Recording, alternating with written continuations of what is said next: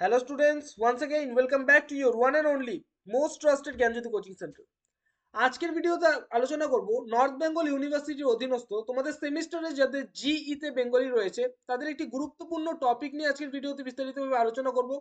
6 মার্কসের জন্য তোমাদের কিন্তু ইম্পর্টেন্ট টপিক পরীক্ষায় আসতে পারে, ভালো মতো বুঝবে টপিকটা, ঠিক আছে? লাস্ট পর্যন্ত দেখো, ইনফরমেটিভ একটা ভিডিও হতে চলেছে।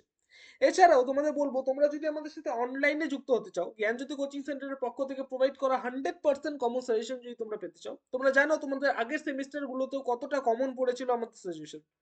সেই সেই ধরনের সাজেশন এবং নোটস পত্রগুলো পেতে চাইলে আমাদের সাথে যোগাযোগ করতে পারো জ্ঞানজ্যোতি কোচিং সেন্টারের অফিসিয়াল দুটো হেল্পলাইন নাম্বারে। সেটা হচ্ছে 7076398606 নাম্বার, অথবা 6295916282 নাম্বার। ঠিক আছে, তোমরা জানো তোমাদের টোটাল যে কোর্স ফি রয়েছে শুধুমাত্র 499 রুপিস। একটা সেমিস্টারের টোটাল ফি হচ্ছে 499 রুপিস। তোমরা জানো, তোমরা আমাদের সাথে যোগাযোগ করতে পারো, আমাদের যে স্যার ম্যামেরা রয়েছেন তারা তোমাদের কোয়ারিজ হিসাবে কিন্তু তোমাদের নোটস পত্রগুলো প্রোভাইড করবে। তো স্টুডেন্টস, দেরি কিসের, এখনই কিন্তু তোমরা এনরোল হয়ে যেতে পারো। ঠিক আছে, চলো আসা যাক আমাদের আজকের ভিডিওর মেইন টপিকে। সেটা হচ্ছে শ্লেষ। টিকা লেখো শ্লেষ, অথবা এই যে কোয়েশ্চেনটি রয়েছে এইভাবে আসতে পারে, শ্লেষ অলংকার কাকে বলে, অথবা শ্লেষ অলংকার কয় প্রকার ও কি কি আলোচনা করো, এইভাবেও কিন্তু তোমাদের কোয়েশ্চেনটি আসতে পারে। ঠিক আছে, শুরু করছি টপিকটা।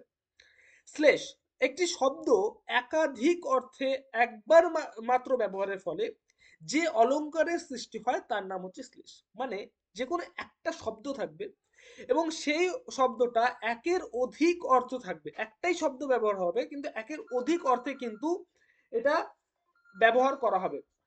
ঠিক আছে, তো এতে একবার মাত্র শব্দটি ব্যবহার হয় কিন্তু তাতে ভিন্ন অর্থে ব্যঞ্জনা ব্যঞ্জনা থাকে।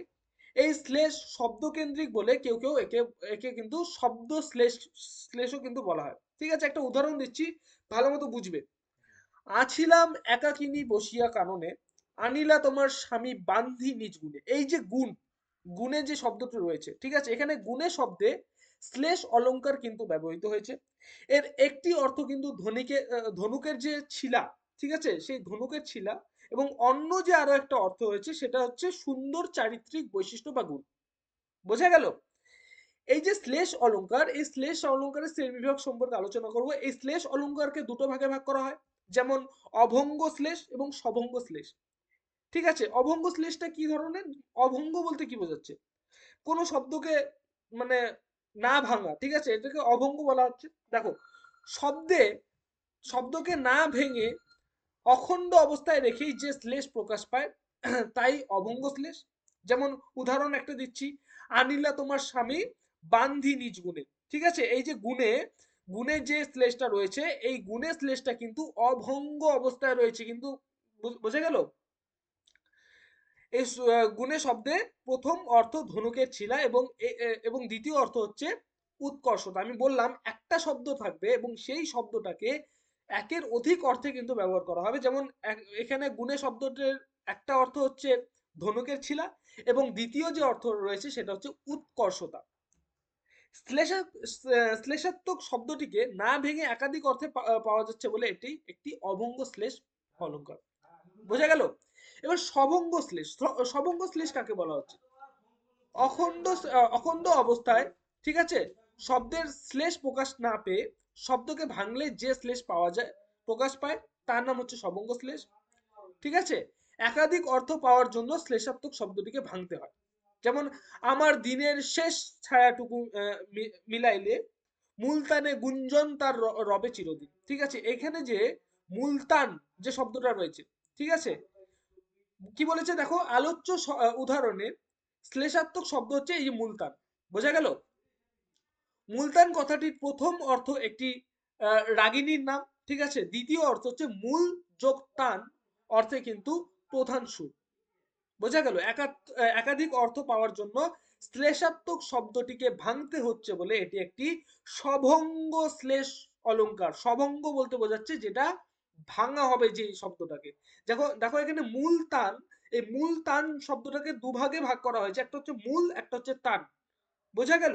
তো স্টুডেন্টস আজকের ভিডিওতে তোমাদের জিই বেঙ্গলির এই টপিকটা নিয়ে কিন্তু আজকের ভিডিওতে বিস্তারিতভাবে আলোচনা করলাম।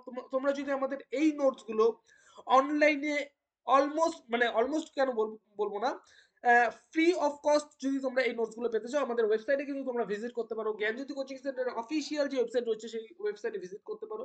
ওয়েবসাইটটি হচ্ছে গুগলে যদি তোমরা গিয়ে সার্চ করো GYANJYOTI জ্ঞানজ্যোতি .info জ্ঞানজ্যোতি.info দিয়েও কিন্তু তোমরা সার্চ করতে পারো। এছাড়াও আমাদের আরো একটা ওয়েবসাইট রয়েছে, গুগলে গিয়ে যদি নীলস নিভা বলে সার্চ করো, ঠিক আছে, Nils NIL Nils Niva NIVA Nils Niva দিয়ে যদি তোমরা সার্চ করো তাহলে কিন্তু আমাদের অফিসিয়াল ওয়েবসাইটটি সবার প্রথমে তোমরা পেয়ে যাবে। ঠিক আছে, এই দুটো ওয়েবসাইটে তোমরা ভিজিট করতে পারো। এছাড়াও আমাদের স্পোকেন ইংলিশ কোর্স কিন্তু চলছে রীতিমতো। আমাদের মানে ফার্স্ট ব্যাচ শুরু হয়ে গেছে এবং সেকেন্ড ব্যাচের জন্য কিন্তু সবাই এনরোল হচ্ছে। এপ্রিলের ফার্স্ট উইক থেকে কিন্তু ফার্স্ট এপ্রিল থেকে কিন্তু সেকেন্ড ব্যাচ আমাদের শুরু হচ্ছে।